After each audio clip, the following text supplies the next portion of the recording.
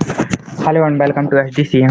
मैं अभिषेक सोनी प्रेजेंट कर रहा हूँ बीएससी फर्स्ट ईयर फिजिक्स का एक इंटरेस्टिंग टॉपिक, जिसमें आज हम पढ़ने वाले हैं प्रत्यावर्ती धारा परिपथ में शक्ति क्षय, power loss in alternating current circuit.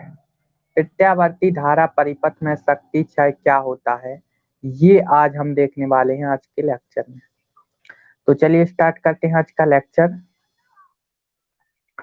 तो प्रत्यावर्ती धारा परिपथ में शक्ति क्षय क्या होता है, ये आज हम देखने वाले हैं। तो सबसे पहले हम देख लेते हैं शक्ति क्षय एक्चुअल में क्या होता है। पावर लॉस, किसी भी अल्टरनेटिंग सर्किट में पावर लॉस क्या होता है। तो देखिए, हम पढ़ चुके हैं कि वैद्युत परिपथ में धारा प्रवाहित होने पर ऊर्जा व्यय होती है और प्रति सेकंड व्यय होने वाली वैद्युत ऊर्जा को, या ऐसा बोल सकते हैं ऊर्जा व्यय की दर को, परिपथ में व्यय होने वाली वैद्युत शक्ति कहते हैं। तो ये सिंपल सी डेफिनेशन है कि ऊर्जा व्यय की दर को परिपथ में व्यय होने वाली वैद्युत शक्ति कहते हैं। तो आई होप वैद्युत शक्ति क्या है आपको समझ आया होगा। इसकी सिंपल सी डेफिनेशन यही है, इसको आप लोगों ने याद कर लेना है कि ऊर्जा व्यय होने की दर को वैद्युत शक्ति कहते हैं। तो आगे देखते हैं किसी भी अल्टरनेटिंग सर्किट में शक्ति क्षय क्या होता है। प्रत्यावर्ती धारा परिपथ में व्यय होने वाली वैद्युत शक्ति का मान देखिए वोल्टेज तथा संगत धारा के मान के गुणनफल के बराबर ही होता है। यानी कि कहा गया है हमसे P इज इक्वल टू होता है VI, P is equal to VI होता है। और ये कोई बड़ी बात नहीं है, ये हम पढ़ चुके हैं, हाई स्कूल में भी पढ़ा है हमने, 12th में भी पढ़ा है और बीएससी में भी पढ़ रहे हैं यही कि P is equal to IV या P is equal to VI होता है।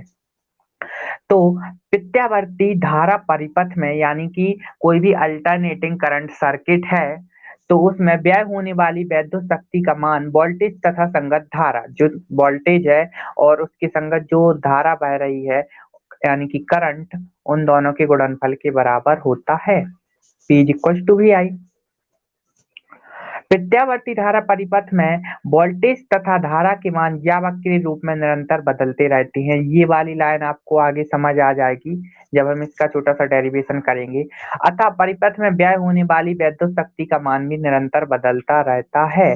देखिए P यानी कि जो पावर है या पावर लॉस जिसको हम बोले, वो डिपेंड करेगा साइन ओमेगा टी और कॉस ओमेगा टी पर। ये देखिए, ये डिपेंड करेगा साइन ओमेगा टी और कॉस ओमेगा टी पर। कैसे, वो हम आगे पढ़ेंगे, अभी डेरिवेशन करेंगे छोटा सा, तो सब समझ आ जाएगा आपको। तो जो पावर है P, वो डिपेंड करेगा हमारा, P डिपेंड करता है साइन ओमेगा टी पर और कॉस ओमेगा टी, इन पर डिपेंड करेगा हमारा जो पावर है P।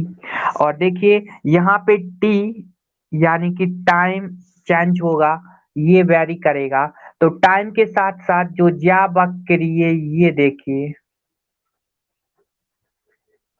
वैद्युत शक्ति का मान भी निरंतर ज्यावक्रीय रूप में धारा और वोल्टेज रेगुलर चेंज हो गए। ये देखिए जो साइन ओमेगा टी है ये भी वेरी करेगा अगर टी की वैल्यू चेंज होगी तो। सिमिलरली कॉस ओमेगा टी भी वेरी करेगा, और ये दोनों डिपेंड करेंगे पी पर, तो ये दोनों वेरी करेंगे तो पी भी वेरी करेगा, यानी कि पी की वैल्यू भी चेंज होगी। तो ये है पूरा एक्चुअल में मैटर क्या क्या होता है। Sign omega t cos omega t, ये दोनों डिपेंड करेंगे, पावर डिपेंड करेगा जो शक्ति क्षय है, यानी कि करंट जो सॉरी पावर लॉस जो है अल्टरनेटिंग सर्किट में, वो डिपेंड करेगा साइन ओमेगा टी और कॉस ओमेगा टी पर। और टी वेरी करेगा, टाइम चेंज होगा तो cos omega T sign omega t, ये टोटल वैल्यू चेंज होंगी। और ये डिपेंड करते हैं पावर लॉस पर, तो ये पावर लॉस इसकी वैल्यू भी चेंज होगी, मीन्स ये भी वेरी करेगा। तो आई होप आपको समझ आया होगा किस तरह से ये वेरी करता है। तो चलिए आगे देखते हैं हम प्रत्यावर्ती धारा परिपथ में व्यय होने वाली वैद्युत शक्ति का मान भी। एक मिनट, ये देखिए जो प्रत्यावर्ती धारा है, प्रत्यावर्ती धारा परिपथ में व्यय होने वाली वैद्युत शक्ति का मान भी वोल्टेज तथा संगत धारा के मानों के गुणनफल के बराबर होता है। ये हम देख चुके हैं, P is equal to V I होता है, पढ़ चुके हैं। सिंपल सी बात है, यही यहाँ पे हमसे बोला गया है कि P is equal to V I होता है। और यहाँ से आगे देखिए, प्रत्यावर्ती धारा परिपथ में वोल्टेज तथा धारा समान कला में नहीं होते हैं, इन दोनों में कुछ ना कुछ फेज डिफरेंस होगा। किसी भी अल्टरनेटिंग सर्किट में, ये अल्टरनेटिंग सर्किट है, अल्टरनेटिंग करंट सर्किट, इसमें वोल्टेज V और करंट I, ये दोनों फेज डिफरेंस होगा, इन दोनों के बीच में कुछ ना कुछ सेम फेज में नहीं होते हैं, यानी कि समान कला में नहीं होते हैं वोल्टेज और करंट। किसी भी ये अल्टरनेटिंग सर्किट दिया हुआ है इसमें, तो इन दोनों के बीच में कोई ना कोई फेज डिफरेंस होगा। अगर समान कला में नहीं है तो फेज डिफरेंस जरूर होगा, और उस फेज डिफरेंस को हम मान लेते हैं कलांतर इन दोनों के बीच में थीटा दिया हुआ है, ऐसा मान लेते हैं। कलांतर मान लेते हैं थीटा, यानी कि फेज डिफरेंस हमने मान लिया थीटा दोनों के बीच में। तो अगर फेज डिफरेंस सेम नहीं है तो इनके बीच में फेज डिफरेंस हम थीटा मान लेते हैं। तो ऐसे परिपथ में किसी क्षण वोल्टेज तथा धारा के मान निम्न समीकरणों से दिए जाएंगे। अब देखिए, फेज डिफरेंस अगर हमने थीटा ले लिया, तो फॉर एग्जाम्पल अगर V is equal to voltage की वैल्यू दी हुई है V0 साइन ओमेगा टी, ऐसे ही रिप्रेजेंट करते हैं हम अल्टरनेटिंग सर्किट के लिए। ये देखिए, किसी भी अल्टरनेटिंग करंट सर्किट के लिए प्रत्यावर्ती धारा परिपथ अगर हमें कोई भी दिया हुआ है, तो उसके लिए वोल्टेज की जो इक्वेशन होती है उसको हम किस तरह से लिखते हैं, V is equal to V0 sine omega t, ऐसे ही रिप्रेजेंट करते हैं इसको। और I इज इक्वल टू हो जाएगा हमारा I0। अब देखिए, यहाँ पे साइन ओमेगा टी आना चाहिए, लेकिन इन दोनों में फेज डिफरेंस है थीटा का, तो अगर वोल्टेज में साइन ओमेगा टी लिया है हमने, तो यहाँ हो जाएगा sign omega T minus theta. ऐसा बोल सकते हैं जो करंट है वो वोल्टेज से थीटा डिग्री पश्चगामी है, ऐसा बोलेंगे। अगर माइनस थीटा आया हुआ है तो पश्चगामी ही होगा। तो करंट की जो इक्वेशन है वो हो जाएगी I is equal to I naught sine omega T minus theta. तो ये हो जाएगा। यहाँ से देखिए, आगे हम देखते हैं, ये दोनों इक्वेशन हो जाएंगी वोल्टेज और करंट की। तो सिंपली ये तो हुई इक्वेशन की बात, वोल्टेज और करंट की इक्वेशन क्या होगी यहाँ पे। तो ये देखिए, V is equal to V0 sine omega t और I is equal to I0 sine omega T minus theta, ये यहाँ पे हमने ले लिया। अब आगे देखिए, अतः परिपथ में व्यय होने वाली वैद्युत शक्ति का तात्क्षणिक मान क्या होगा। अब देखिए, P इज इक्वल टू होता है VI, P is equal to VI होता है। तो यहाँ पे हम P is equal to VI, इसमें हम V वोल्टेज और करंट इन दोनों की जो इक्वेशन है, इन दोनों की जो वैल्यूज हैं, इन दोनों को पुट कर देंगे तो P is equal to VI हुआ। और इन दोनों को पुट किया तो V की जगह हमने लिखा V0 साइन ओमेगा टी, और इनटू I की जगह पे लिखा हमने I0 sine omega T minus theta. तो इतना निकल के आ गया यहाँ से।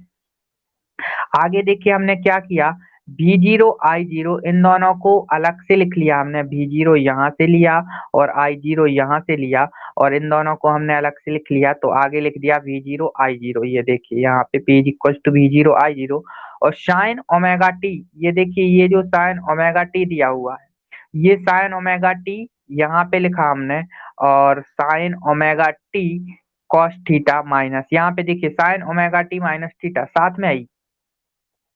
ये वाला जो आगे वाला साइन ओमेगा टी है, ये देखिए इसको हमने लिखा यहाँ पे आगे साइन ओमेगा टी, और ये आई नॉट को हमने बाहर ले लिया तो V naught I naught sine omega T, देखिए ये हो गया। और यहाँ पे जो sine omega T minus theta दे रखा है हमें, इसमें हमने साइन ए माइनस बी का फॉर्मूला खोल दिया। तो देखिए यहाँ पे हो गया sine A cos B minus cos A sine B. तो ये हमने साइन ए माइनस बी का फॉर्मूला खोला, तो यहाँ से निकल के आ गया, ये देखिए sign A cos B minus cos A sine B.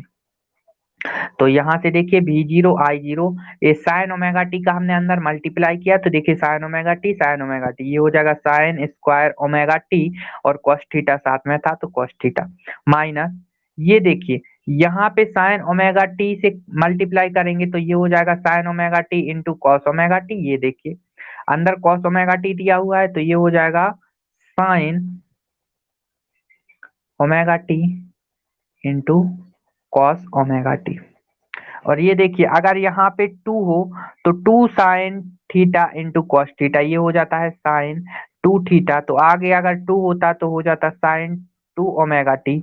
लेकिन अगर आगे 2 नहीं है तो इसको हम थीटा बाई 2 करके लिखते हैं, तो 2 साइन ओमेगा टी बाई 2 ये हो जाएगा।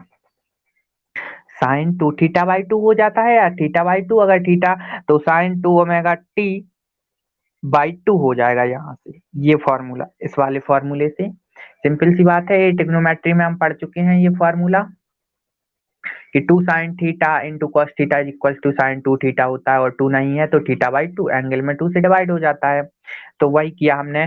तो v0 i0 is equal to sine square omega t cos theta minus sine 2 omega t upon 2 into sine theta, साथ में ही है, तो ये इतना निकल के आ जाएगा यहाँ से। अब देखिए P is equal to V naught I naught cos theta sine square omega T minus, यहाँ पे देखिए 1/2 को आगे ले लिया, वी नॉट आई नॉट, ये इन दोनों का मल्टीप्लाई कर दिया हमने अंदर। यहाँ पे देखिए ध्यान से आप लोग, इसका हमने अंदर मल्टीप्लाई किया, ये देखिए P is equal to V naught I naught cos theta sine square omega t, ये देखिए यहाँ पे मल्टीप्लाई किया वी नॉट आई नॉट से, और सिमिलरली यहाँ भी हमने वी नॉट आई नॉट से मल्टीप्लाई किया इस वाली टर्म में। तो ये हो जाएगा माइनस का 1/2 V naught I naught sine theta sine 2 omega t. ये देखिए इतना निकल के आ गया हमारा। अब यहाँ से आगे हम देखेंगे, देखिए यहाँ तक हम सॉल्व कर चुके हैं। P is equal to V naught I naught cos theta sine square omega T minus 1/2 V naught I naught sine theta into sine 2 omega t. आगे देखिए इस समीकरण में टी का मान निरंतर बदलने के कारण टी की वैल्यू वेरी करेगी, और टी की वैल्यू ये देखिए आप, पी डिपेंड करता है साइन स्क्वायर ओमेगा टी और साइन 2 ओमेगा टी पर। टी की वैल्यू चेंज होगी तो साइन 2 ओमेगा टी भी वेरी करेगा, और साइन स्क्वायर ओमेगा टी, इन दोनों की वैल्यूज भी चेंज होंगी, और ये दोनों चेंज करेंगे तो पी की वैल्यू भी चेंज करेगी। सिंपल सी बात है, पी की वैल्यू भी निरंतर बदलेगी रेगुलर। तो अतः धारा के पूर्ण चक्र के लिए औसत लेने पर P bar is equal to V naught I naught cos theta sine square omega t पर बार, और 1/2 V naught I naught sine theta into sine 2 omega t पर बार, इन दोनों का इसका हमने पूरा औसत ले लिया। और कॉस थीटा और साइन थीटा ये दोनों टी पर निर्भर नहीं करते हैं, ये देखिए यहाँ पे साफ साफ लिखा हुआ है। इस समीकरण में cos थीटा और sin थीटा के मान समय t पर निर्भर नहीं करते हैं, अर्थात पूरे चक्र के लिए जो sin स्क्वायर ओमेगा टी का औसत मान है वो 1/2 होता है, और sin 2 ओमेगा टी का औसत मान जो है वो होता है sin स्क्वायर ओमेगा टी का औसत मान 1/2 होता है, और sin 2 ओमेगा टी का औसत मान 0 होता है यहाँ पे। तो इन दोनों की वैल्यूज हम इक्वेशन में पुट कर देंगे, इस वाली इक्वेशन में। ये जो इक्वेशन है इसको इक्वेशन नंबर 1 मान लेते हैं, तो इक्वेशन नंबर 1 में ये वाली वैल्यूज पुट कर देंगे। तो ये देखिए यहाँ से क्या निकल के आएगा, P is equal to V naught I naught cos theta की जगह कॉस थीटा लिखा, साइन स्क्वायर ओमेगा टी की जगह पे इसकी वैल्यू पुट करी 1/2, तो ये हो जाएगा 1/2, और साइन 2 ओमेगा टी की जगह पे 0 पुट करेंगे तो ये पूरी टर्म हो जाएगी 0। देखिए ये पूरी टर्म 0 हो जाएगी क्योंकि मल्टीपल में है। तो यहाँ से निकल के आ जाएगा P bar is equal to V naught I naught cos theta 1/2, और ये देखिए इसको हम ऐसा लिख सकते हैं V naught upon √2 into I naught upon √2, जो 2 है उसको हमने √2 इंटू √2 लिख लिया इंटू कॉस थीटा। और हमें पता है वी नॉट अपॉन √2 होता है VRMS, धारा वोल्टेज का वर्गमाध्य मूल मान। सिमिलरली आई नॉट अपॉन √2 होता है, आई नॉट का 1/√2 गुना होता है IRMS यानी कि करंट का वर्गमाध्य मूल मान। तो यहाँ पे हो जाएगा VRMS IRMS cos थीटा। तो ये हो जाता है शक्ति क्षय किसी भी अल्टरनेटिंग करंट सर्किट में। तो आई होप आपको समझ आया होगा अल्टरनेटिंग करंट सर्किट में शक्ति क्षय क्या होता है। तो आज के लिए इतना ही, मिलते हैं नेक्स्ट लेक्चर में। Thank you.